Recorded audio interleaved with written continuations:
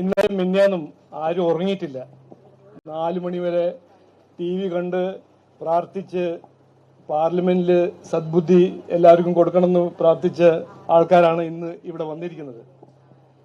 അപ്പോൾ അത് ഞങ്ങളുടെ പ്രാർത്ഥനയും എല്ലാവരുടെയും പ്രാർത്ഥനകൾ കേട്ട് നമ്മുടെ നരേന്ദ്രമോദിജി സർക്കാരും പാർലമെന്റായ ലോക്സഭയും രാജ്യസഭയിലും ഇന്നലെ മിന്നാന്നും ഈ വളരെ പ്രധാനപ്പെട്ട വളരെ ഗൗരവമായ ഒരു ബിൽ വഖഫ് അമെൻഡ്മെന്റ് ബിൽ പാസ്സായി.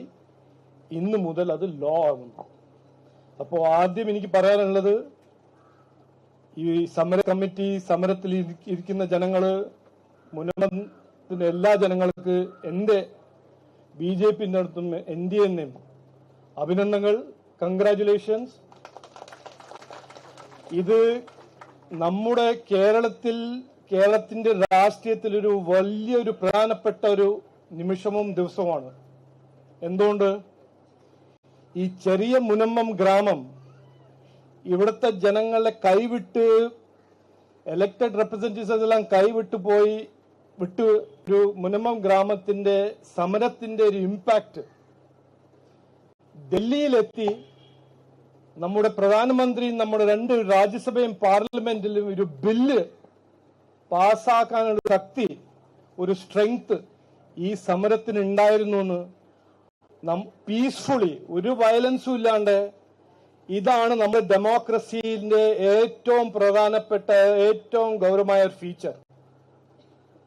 അതുകൊണ്ട് എനിക്ക് വളരെ അഭിമാനമുണ്ട്. ഇതിന് ഞങ്ങൾക്കെല്ലാം സംഘർഷിക്കാനും അധ്വാനിക്കാനും ഒരു അവസരം കിട്ടി. നിങ്ങളുടെ ഭാവി, താങ്കളെല്ലാവരും ഭാവിക്ക് ഒരു നല്ലൊരു ഭാവി, നല്ലൊരു ഫ്യൂച്ചർ ഉണ്ടാക്കാൻ ഞങ്ങൾക്കൊരു അവസരം കിട്ടി. BJP നരേന്ദ്രമോദിജി 2014 മുതൽ ഇന്ന് വരെ പറയുന്നത് എല്ലാവരുടെ ഒപ്പം, എല്ലാവർക്കും വേണ്ടി പ്രവർത്തിക്കാനാണ് ജനങ്ങള് ഒരു മാൻഡേറ്റ് തന്നിരിക്കുന്നത്. അത് ഞങ്ങൾ നന്നായി വിശ്വസിക്കുന്ന ആൾക്കാരാണ്. പിതാവ് പറഞ്ഞ മാതിരി ഇത് ഞങ്ങൾ ഇനിയും കൂടെ ഉണ്ടാവും. ഇത് റവന്യൂ അവകാശം കിട്ടണ വരെ ഞങ്ങൾ ഇതിന്റെ കൂടെ ഉണ്ടാവും. അത് ഉണ്ടാക്കി തരും. പറഞ്ഞ മാതിരി നരേന്ദ്രമോദിജി വാഗ്ദാനം കൊടുത്താൽ വാക്ക് പാലിക്കുന്ന ഒരു ലീഡറാണ്. അദ്ദേഹത്തിന് ഞങ്ങൾ പഠിച്ചിരിക്കുന്നത്.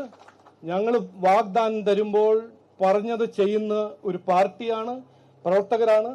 ഇനിയും ഞങ്ങൾ ചെയ്യും, കൂടെ ഉണ്ടാവും എന്ന് പറഞ്ഞ് വാക്ക് ചുരുക്കുന്നു. എല്ലാവർക്കും ഒരിക്കൽ കൂടി നമസ്കാരം, നന്ദി.